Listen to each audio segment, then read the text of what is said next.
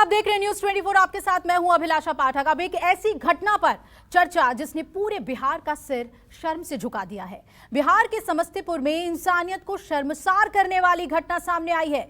मंगलवार को समस्तीपुर के सदर अस्पताल में पोस्टमार्टम के बाद बेटे का शव देने के लिए गरीब मां बाप से 50,000 रुपए की मांग की गई और बेबस मां बाप के लिए अपने बेटे का शव वापस लेने के लिए इतने पैसे नहीं थे, तो उन्होंने जो रास्ता चुना उसने सबका सर शर्म से झुका दिया है। मां बाप को अपना आंचल फैलाकर गली गली भीख मांगनी पड़ी है। अपने ही गांव में लोगों के घर घर जाते और अपनी मजबूरी बताकर मदद की अपील करते। इसी दौरान किसी ने उनका वीडियो बना लिया, जिसके बाद प्रशासन से लेकर सरकार तक एक्टिव हो गई और आनन फानन में मां बाप को बुलाकर बेटे का शव वापस किया गया।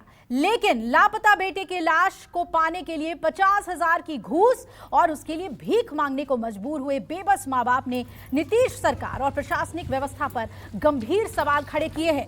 तो इसी मुद्दे पर आरजेडी और जेडीयू से जवाब मांगे। तारीख के न पता हो गया, हम लोग खोजे नहीं मिला। तकर बाद पता मिला कि मुसरी घरारी में लाश मिला। अच्छा। वहाँ से भेज दिया सदर हॉस्पिटल समस्तीपुर। वहाँ गए तो नहीं दिया लाश, कहा 50,000 रुपया लाइए तब देंगे। तो हम गरीब आदमी, हमको उतना पैसा नहीं हुआ, हम नहीं ले पाए लाश। अब हम गरीब आदमी चंदा चुदी करेंगे तब ना हम लाश लाएंगे, हम उतना साधन नहीं, हम कहाँ से देंगे। यही बात है, हमको अब उतना औकात नहीं है जो हम लाश लाएंगे। 2,000 दे रहे थे, हम नहीं दिया। हाँ, हमको देखने में जल्दी देखने नहीं देता था, तो कितना हम लोग गोरधारी पकड़े तो देखने दिया। तो मेरा ही बेटा था। हम जो है सो गरीब आदमी है, ठेला पर कुछ बेचते हैं, शरबत उरबत, तो परिवार चलाते हैं। हमारे पास पैसा नहीं था जो उनको हम पूरा देते हैं। हम 2,000 रुपया दे रहे थे तो कहे चले जाओ, नहीं होगा। तो हम वहाँ से लाश छोड़ करके चले आए अपना घर। और उस दिन से फिर हम क्या बोले, बैठे पैसा मांगा था। वो तो 50,000 मांग रहा था, हम 2,000 दे रहे थे तो नहीं दिया, तो हम चले आए। हमने विस्तृत जांच करने का आदेश दिया है। कार्रवाई स्वाभाविक है कि जांच का जो रिपोर्ट आएगा उसके आधार पर कार्रवाई होगी। आप लोगों के और यहाँ जो बस्ती के माननीय विधायक जी और लोगों के बात लगा कि इस बात में कुछ सच्चाई है, इसकी गहन जांच करेंगे और इसमें अगर थोड़ी भी सच्चाई होगी तो निश्चित रूप से संबंधित कर्मी के विरुद्ध सख्त कार्रवाई की जाएगी। और वैकल्पिक व्यवस्था के तहत हम लोग पोस्टमार्टम जो चल रहा था उसको चालू रखेंगे। जब यह खबर प्रशासन तक पहुंची तब पुलिस ने पहल करते हुए शव को जो उनके परिजन हैं उनके हवाले करवाया है और दूसरा कि सिविल सर्जन ने जांच के निर्देश दिए हैं। एक बात एकदम स्पष्ट है कि अगर कहीं से भी इस तरह की चीज़ें सामने आएंगी कि पोस्टमार्टम के लिए रुपए की डिमांड की गई थी या शव देने के लिए रुपए की डिमांड की गई थी, तो उन कर्मियों पर कार्रवाई सुनिश्चित है। ये बहुत ही शर्मनाक घटना है और भ्रष्टाचार किस कदर पग पग पर फैला हुआ है ये दिख रहा है। अब बूढ़े माँ बाप अपने ही परिजन के सबका पोस्टमार्टम कराने के लिए भीख मांग रहे हैं और 50,000 रुपया पोस्टमार्टम करने के लिए मांगा जा रहा है। आदरणीय मुख्यमंत्री नीतीश कुमार जी, इस पर क्या कहेंगे आप? तो बिहार की ये तस्वीर आपको अंदर से झकझोर चुकी होगी, क्योंकि ये विश्वास से परे है कि क्या ऐसा किसी के साथ हो सकता है। सीधा रुख कर लेते हैं हम बिहार का। सौरभ इस खबर पे नजर बनाए हुए हैं। सौरभ, ये तस्वीरें जो है ना, ये बहुत सवाल खड़े कर देती हैं, ना सिर्फ नीतीश कुमार के सुशासन पर बल्कि पूरे स्वास्थ्य मंत्रालय पर, महकमे पर, कि आखिर सिस्टम किस तरीके से काम कर रहा है बिहार में।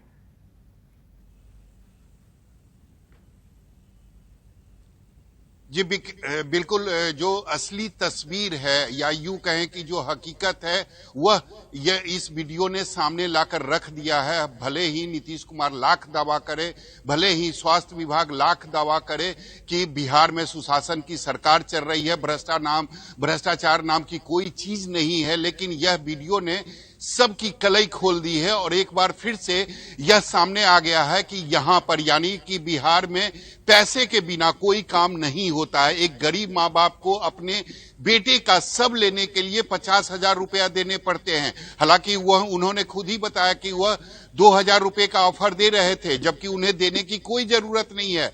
सब जो है वह अज्ञात था, दूसरे जगह बरामद होता है, उसके बाद सदर हॉस्पिटल में लाया जाता है और वहां पर वो गरीब माँ बाप पहुंचते हैं, सबकी पहचान करते हैं और कहते हैं कि ये मेरा बेटा है, तो निश्चित रूप से उन्हें सब दे देना चाहिए। लेकिन उसके बाद उनसे पैसे की डिमांड की जाती है और केवल इसलिए कि आपको हम डेड बॉडी सौंप रहे हैं। तो निश्चित रूप से जो भ्रष्टाचार है, जो आज हर विभाग के कोने कोने में फैल चुका है, हालांकि लाख दावा करे नीतीश कुमार की सरकार की बिहार में सुशासन की सरकार है, लेकिन हकीकत यही है, जो गरीब माँ बाप दिखा रहे हैं हमें, तस्वीर यही है।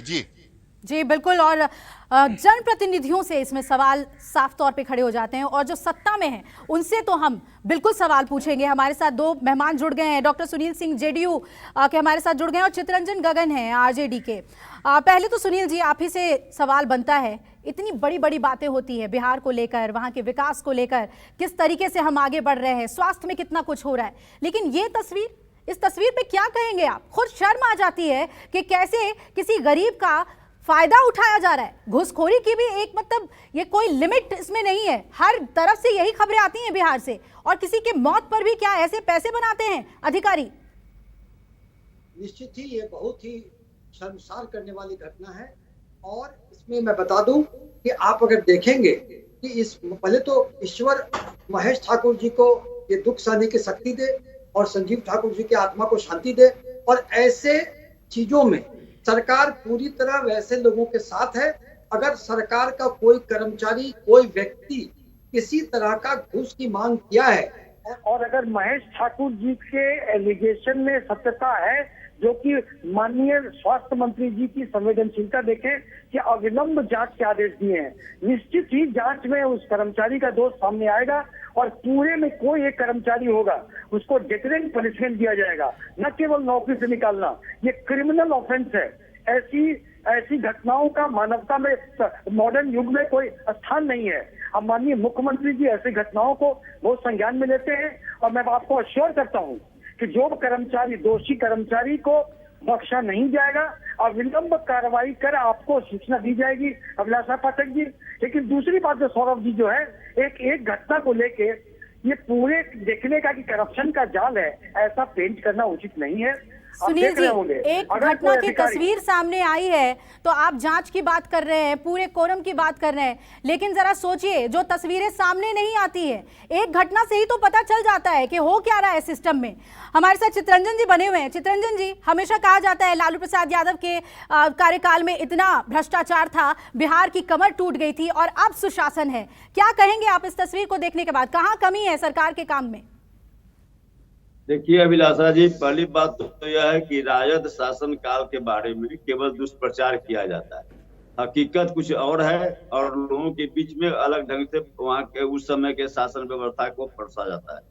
अभी आप जो दिखा रहे हैं समस्तीपुर की घटना, यह तो इत्तेफाक कहिए कि किसी ने इसका वीडियो बना लिया और वह सोशल मीडिया पर वायरल हुआ और उसके बाद में जो बात यह चर्चा में आई तो जांच की बात हो रही है। लेकिन सौरभ जी अभी ठीक ही कर रहे थे कि बिहार में आप जहां कहीं भी बगैर पैसा का कोई काम नहीं हो सकता है। कहीं भी जाइए, किसी भी कार्यालय में जाइए, बगैर पैसा का कोई काम नहीं हो पाता है। अब वहां पर महेश ठाकुर जी यदि 2,000 रुपया दे दिए हुए रहते तो जो है सो यह मामला वहीं पर दब जाता।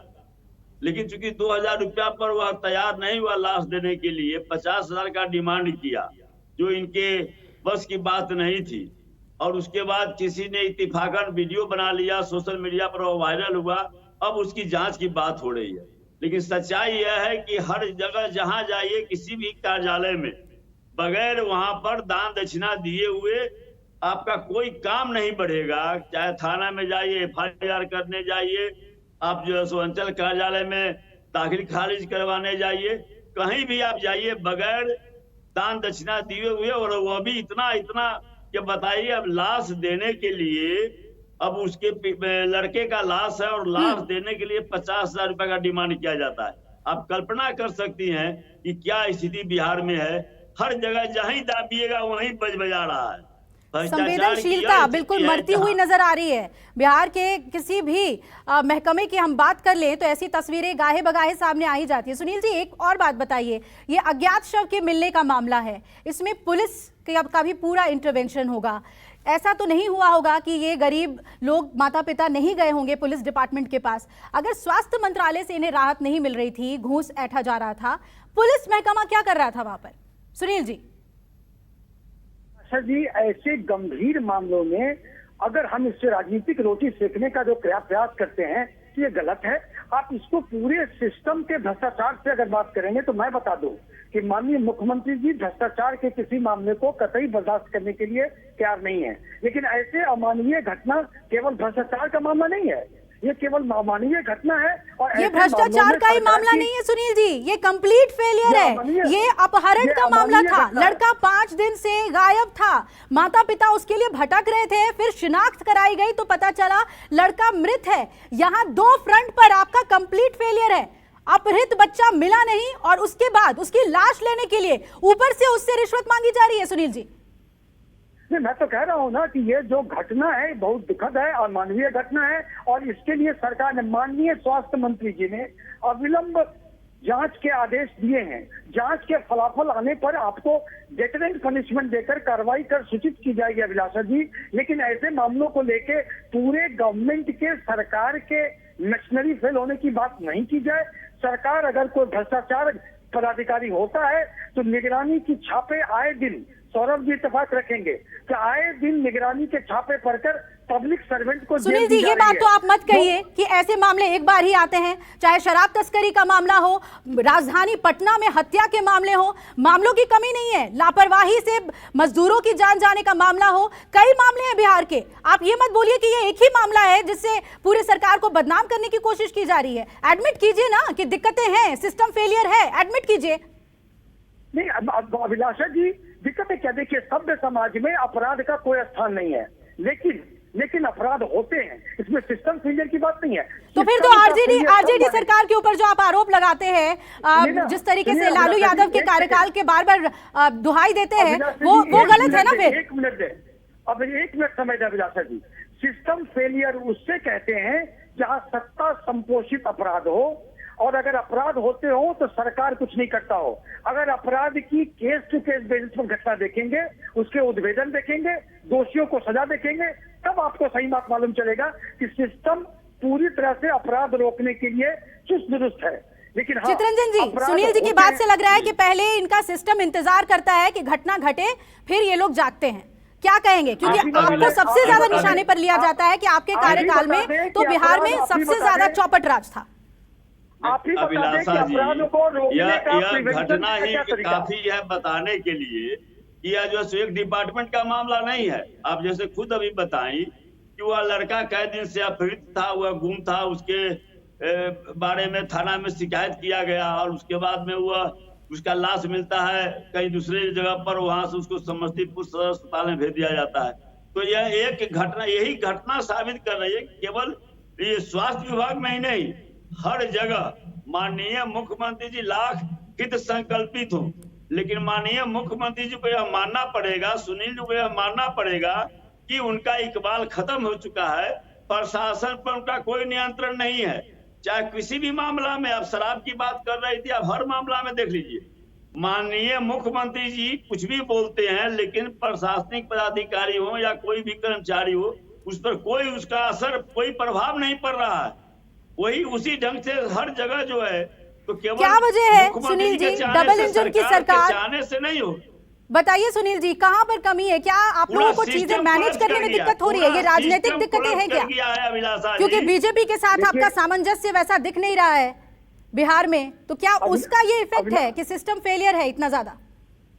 अभिलाषा जी, चीजों को लेकर अगर आप डिस्कशन उधर ले जाती हैं तो मैं डिस्कशन करने को तैयार हूँ। और तो ये बता दूं आपको भी पता होगा कि कोई भी समाज में, कहीं भी पूरे दुनिया में ये अपराधी तत्व के व्यक्ति अपराध करते हैं, लेकिन अपराधी अगर अपराध करे तो उसका उद्भेदन, उस पर लोगों को पनिशमेंट और सरकार के और प्रशासन के उस पर कार्रवाई, ये देखना महत्वपूर्ण होता है। जैसे अभी आपने इसकी बात की, तो इसके पुलिसिया जांच, इसके सरकारी जांच, और जो कोई व्यक्ति होगा उसको दंडित कर आपको मालूम चल जाएगा कि सरकार ने क्या किया। तो सिस्टम फेलियर की बात तो करना उचित नहीं है। और सिस्टम फेलियर था जब सत्ता संपोषित अपराध जंगल राज में हुआ करते थे।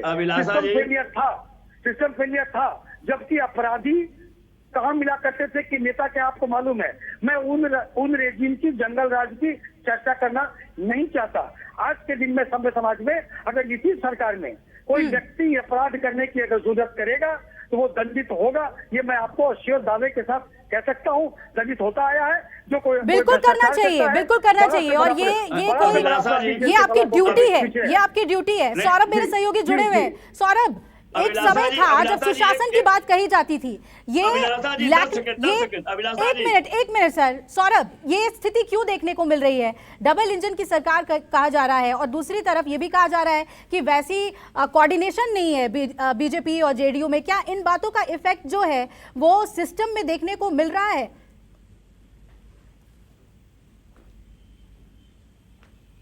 जी बिल्कुल, अगर कोऑर्डिनेशन की बात करें तो सबको पता है कि जो एनडीए में कोऑर्डिनेशन पहले दिखाई देती थी अब वह बिल्कुल दिखाई नहीं देती है। और इसका प्रमाण मैं आपको बताना चाहूंगा कि बीजेपी के जो छोटे छोटे नेता हैं वह गाहे बगाहे यह कहते रहते हैं कि मेरी संख्या ज्यादा है, उसके बावजूद हमने नीतीश कुमार को मुख्यमंत्री बनाया है। तो निश्चित रूप से कोऑर्डिनेशन जो होनी चाहिए वह दिखाई नहीं देती है। और ये आज की बात नहीं है। भ्रष्टाचार की अगर बात करें तो ये एक दिन की बात नहीं होती है। और इस तरीके के मामलों के बाद सौरभ बहुत जरूरी हो जाता है कि बिहार सरकार सोच ले और निश्चित करे कि इस तरीके का सिस्टम फेलियर सामने ना आए जो बिहार को शर्मसार करे। आप सभी का हमारे साथ जुड़ने के लिए बहुत बहुत शुक्रिया।